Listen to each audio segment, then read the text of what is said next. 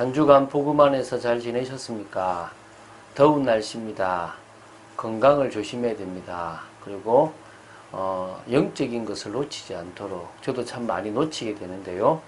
영적인 것을 놓치지 않도록, 또 그리고 기도 시간을 계속 만들고, 이제 사단에게 속지 않는, 오히려 영적 생활 속에서 하나님의 나라를 현장에 이루는 축복 있게 되기를, 하나님의 은혜로 살아간 여러분 되시기를 주 예수 그리스도 이름으로 축원드립니다. 자, 사도행전 25장 13절부터 22절을 보도록 하겠습니다. 지금 바울이 가이사에게 상수를 하게 되므로 베스도는 놀랐을 겁니다. 물론 그게 한편으로는 무거운 짐을 좀 덜게 되는 부분도 사실 있습니다. 그런데 이제 뭐냐면 베스도는 가이사에게 상소했던 바울을 보내야 됩니다. 그냥 보내는 게 아니라 고소의 형식을 담은 보고서를 작성해서 보내야 됩니다. 그런데 이게 사실은 잘 안 나오는 겁니다. 왜? 죄목이 없어요. 유대인들은 고소를 했는데 뭐 로마법이나 어떤 실정법을 어긴 것들이 없기 때문에 잘못하면 무능한 총독으로 찍힐 수 있는 상황이 될 수 있습니다. 근데 이때 마침 아그리빠 왕과 누이 동생인 버니게가 찾아오게 됩니다. 이제 신임 총독에게 인사를 하러 온 거겠죠. 그때 이제 같이 있는 중에 이들에게 내가 좀 도움을 요청해야 되겠다라는 생각을 하게 됩니다. 그래서 베스도가 두 사람에게 바울에 대한 이야기를 끄집어내서 이야기하는 게 13절부터 22절 오늘까지 본문이고요. 다음 주 월요일에는 23절부터 27절까지 이제 베스도가 아그리빠 왕과 많은 청중들을 놔두고 뭘 하냐면 바울을 불러서 공청회를 실시합니다. 그때 나누었던 이제 그 시작하는 부분들에 대해서 보고하는 부분들이 23절부터 27절 나옵니다. 오늘은 이 13절부터 22절까지 보도록 하겠습니다. 자, 그러면은 먼저 25장 13절 보겠습니다. 수일 후에 아그리빠 왕과 버니게가 베스도에게 문안하러 가이사라에 와서, 지금 이 아그리빠는 아그리빠 2세입니다. AD 41년부터 44년까지 유대를 다스렸던 헤롯 아그리빠 1세의 아들입니다. 우리 사도행전 12장 1절에 나오는 그 헤롯 아그리빠 1세의 아들이 이 아그리빠 2세라고 보면 됩니다. 아버지가 죽었을 때 그때 당시 나이가 17입니다. 아주 어렸죠. 그렇지만 황제 글라우디오는 이 아그리빠 2세에게 그 뒤를 이은 후계자가 되게 하려고 했는데 주위의 어떤 조언자들이 너무 젊다라는 이유 때문에 그렇게 하지 말도록 막게 되고요. 막게 되고, 그래서 총독이 다스리게 되는 일이 벌어집니다. 그 이후에 삼촌이 AD 53년에 삼촌이 죽고 나서, 48년이네요. 48년 삼촌이 죽고 나서 레바논과 안틸 레바논 사이의 작은 왕국을 이렇게 물려받게 되고요. 53년에는 이 필립과 루사니아가 다스리던 지역을 좀 더 크게 받게 되고요.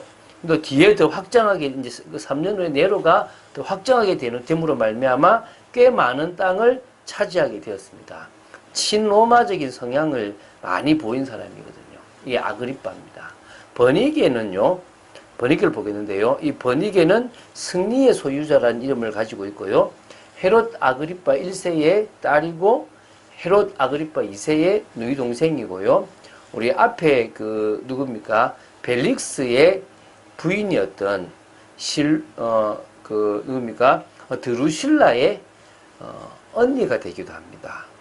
사실은 이 요세푸스에 의하면요, 유대의 저명한 철학자인 필로의 조카 마르쿠스와 약혼을 했지만 사실은 그가 죽게 됨으로 말미암아 자신의 숙부였던 헤롯과 결혼을 했고요. 또 AD 48년에는 헤롯이 죽고 나서 오빠인 아그리빠 2세와 같이 살게 됩니다.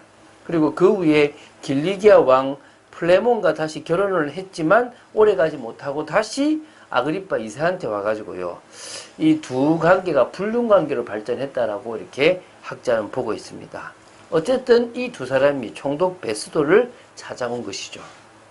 여러 날을 있더니 베스도가 바울의 일로 왕에게 고하여 이르되 벨릭스가 한 사람을 구류하여 두었는데 내가 예루살렘에 있을 때에 유대인의 대제사장들과 장로들이 그를 고소하여 정죄하기를 청하기에 지금 이제 베스도가 갓 부임하고 예루살렘으로 가고 예루살렘에서 들었던 것과 심지어 이제 이 가이사랴에서 재판하던 모든 내용을 또 다시 보고합니다. 사실 우리가 다 아는 내용입니다. 이게 무슨 내용이냐 그러면 이제 한마디로 말하면 지금 이제 자신이 벨릭스 뒤에 이어서 총독이 되었는데 와보니까 벨릭스 때부터 2년 동안 구류했던 로마 시민권을 가진 한 사람이 있는데 그 사람이 바울인데 내가 사흘 만에 예루살렘에 가니까 대제사장들과 사내들인 공회에 있는 많은 사람들이 그를 이 예루살렘에 데리고 와서 재판을 하도록 막 청하기에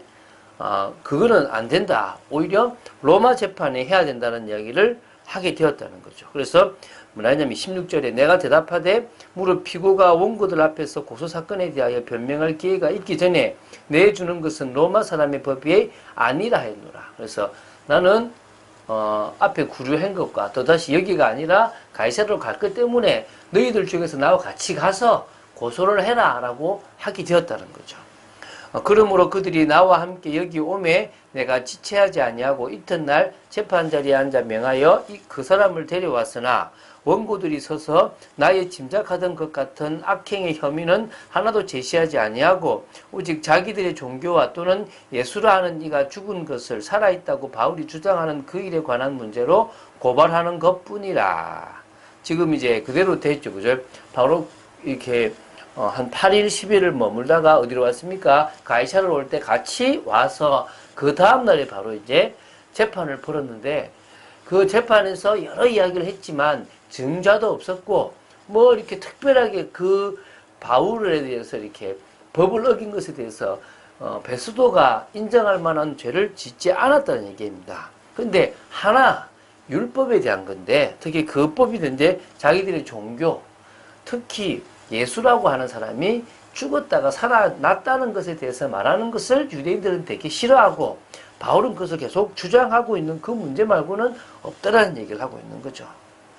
자, 그러면은 예수님에 대한 이야기를 그리스도에 대한 얘기를 들었는데 베스도는 은혜를 받지 못했는지 전혀 관심이 없습니다.